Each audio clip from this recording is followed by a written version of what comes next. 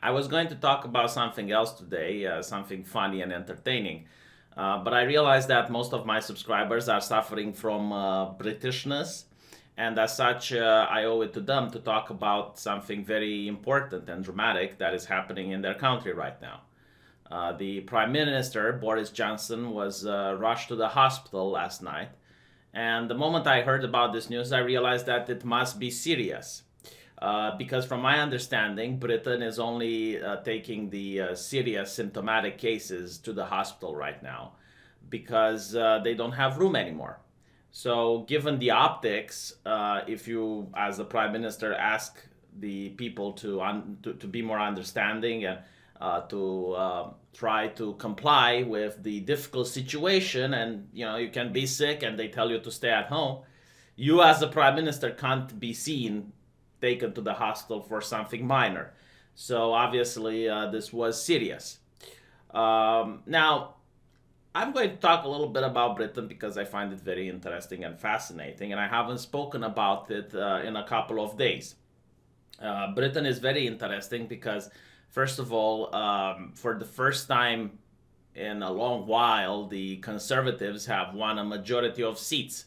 They have completely demolished the Labour opposition. And it was very interesting to see how the Conservatives are going to rule, how it's going to affect the country's economy, how things are going to change because we see a major European country having a different perspective now. Unfortunately, we're not going to see that anytime soon because Britain, just like all the other European countries, are dealing with both a health and an economic disaster. So initially, it was a change of ideology, I guess, that the British Prime Minister said they're not going to commit economic suicide and they're not going to quarantine the country. Instead, they're going to just quarantine the elderly, the vulnerable, and they're going to go for herd immunity, something that Sweden seems to also be trying out. But the Imperial College of London published a paper saying that millions of people are going to die if measures aren't taken into place right away. And the prime minister then came on television. He seemed to be a little upset with his decision. It's not like he wanted to take it, but he was forced to take it. And said that yes, Britain is going to go under quarantine. And he said something very interesting. It wasn't to save ourselves, it was to save the NHS, which seems to be something that a lot of journalists are also parroting to extremes, like you need to have loyalty towards the doctors of the NHS, as if the British public are now holding this as the most sacred institution in their country, and you need to pledge loyalty towards it, that you have duties and obligations towards the NHS. That is a very interesting way of thinking. I'll put it like that. I haven't seen any other European country treat their healthcare system with such sanctity like the politicians and journalists in the UK. But with that said, I do think that at this point, the Prime Minister, Boris Johnson, wasn't convinced. And I think that he might have heard voices in his party that disagreed with the Imperial College, and there is actually some buzz in the scientific community attacking the method of the study from the Imperial College, saying that the numbers are far lower. Now, I don't know if this is the case or not, but if it is the case, and they did lie in their study or they manipulated results either willingly or by accident, I think they should be sued for malpractice when this is all over. Because if I, as a doctor, would give the wrong type of treatment or diagnosis to a patient, he can sue me. And I do think that even epidemiologists need to be held to the same standards as all the other doctors for malpractice. Of course, there should be an investigation, and if they didn't make any mistakes in their studies and they followed the scientific method, then nothing should happen. But if they did make mistakes, they should be punished. I don't like it when people that are also doctors have less responsibilities than other doctors. But anyway, right, that's besides the point. My main point of concern is that I didn't think this convinced the prime minister. I think he was still reluctant to shut down his economy. Now, what did convince him and what made Britain have some of the most draconic social distancing enforcement that we see in Europe is when the prime minister himself got sick. Then all of a sudden he goes on and he starts denouncing China. We understand that the lockdown might be prolonged until May or June. We see some of the most draconic enforcement of the quarantine. Now, let me just put it like this, okay? Now, in my country, there is already draconic enforcement, and you need to understand like different countries social distance differently. It's usually based on their culture.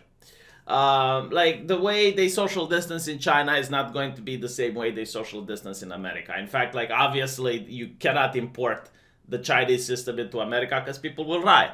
So the culture is really important, and doctors also understand this. And we notice here in Romania, in Eastern Europe, a country that has been through socialism, that does understand what brutal repression looks like. And the quarantine is quite severe. You can only leave your house under very specific circumstances, and if you don't follow the law, there are massive fines. Like I mentioned before, my grandma has a pension of $150, and this is like what most elderly people have. In fact, my grandmother probably is considered rich compared to the other elderly mortals. The fines go from $500 to $4,000. Like there was this woman the other day who was out walking her dog, and she is allowed to do this by the law. Like you're allowed to walk your dog around your house.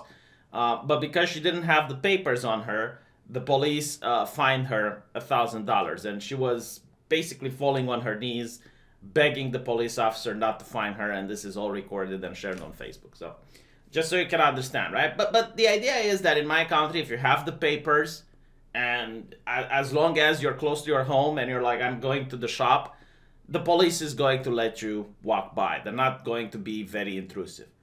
In Britain, however, from what I understand, like if you tell the police officer, like I went to buy the essentials, the police officer is like, oh, let us see what you have in your bag. And then they start looking into your bag and they're like, oh, this is not an essential item. Oh, no. And it's like, what on earth are you guys doing? It's like, if clearly the person is going to the closest supermarket, right? Like they're crossing the street. They're going to the supermarket and they're buying the essentials. Like let's say they buy bread and food. And while they're at the while they are there, they're purchasing, I don't know, a Monopoly game so that they can do some entertainment with the kids at home. And then the police can go like, oh, this game is not an essential item, monsieur. Oh, no. You know, like, are you crazy? Like, why are you oppressing your own people like that? It's just insane. But that's my point. You know, like the police seem to be mad with power in the UK now, at least from the things that I see on Twitter and Facebook. They even went after Easter eggs. It's like, are you guys like really that dumb? I mean, there are a lot of people that you want to stay in home right now, okay? Those people need to be happy. Like they need to be satisfied with the situation. In order to keep people happy, do what the Romans did, bread and circus. Like allow them to have entertainment, allow them to be well fed, and some of them also find solace in religion. Like do not take that away from them. It's just what if they go to the kiosk to purchase some essential, and they also purchase an Easter egg, what is your problem? Like no one goes out of their house in order to purchase Easter eggs, right? They go out in order to purchase essentials, and while they're out, they might as well just get the Easter egg. No, but like the British police, quite brutal in its repressive nature, I have to say. And I'm saying as someone who was from a communist country, maybe I guess the communists were a lot more effective in their brutality. They would come during the middle of the night, put a bag over your head, throw you in a car, and you would never be seen again.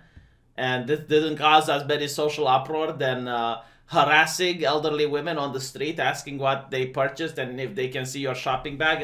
It's almost like you're in prison, you know, and they're patting you down to see if you have any shanks or any contraband on you. It's just insane. Ridiculous. Quite interesting as well, considering the cops initially said they can't police so many people. Well, I'm glad they can police people on Twitter. And by the way, the Twitter police is still going on. Hate crime is when someone commits a crime against you because of your disability, gender, identity, race or sexual orientation, religion or any other actual or perceived difference. It doesn't just mean physical violence. Someone using offensive language towards you or harassing you because of who you are or who they think you are is also a crime.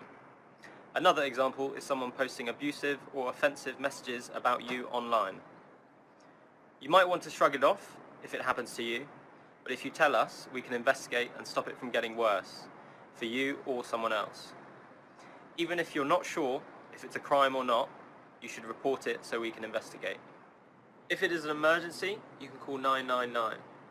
If it's non-urgent, you can call 101. Like, if you have been offended or something like that, apparently they still have the manpower in order to send someone at your house to take a statement. It's just very, very peculiar and very bizarre. But again, like, all of this has happened after the premier has gotten infected. So this was very interesting.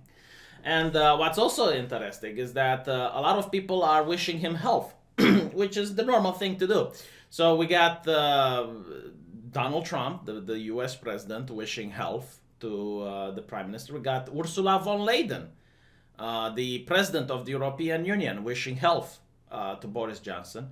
We have Jeremy Corbyn, who should wish health to me as well, because now I'm getting a hoarse voice.